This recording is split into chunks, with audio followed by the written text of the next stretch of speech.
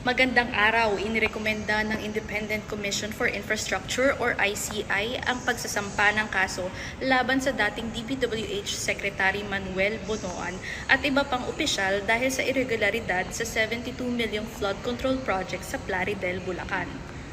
Ayon sa ICI, sina Henry Alcantara, Bryce Erickson Hernandez, Ernesto Galang at iba pang opisyal ng Bulacan 1st District Engineering Office, pati si Yumir Villanueva ng Top Notch Catalyst Builders ay dapat sampahan ng criminal charges tulad ng malversation, falsification at paglabag sa anti-graft law.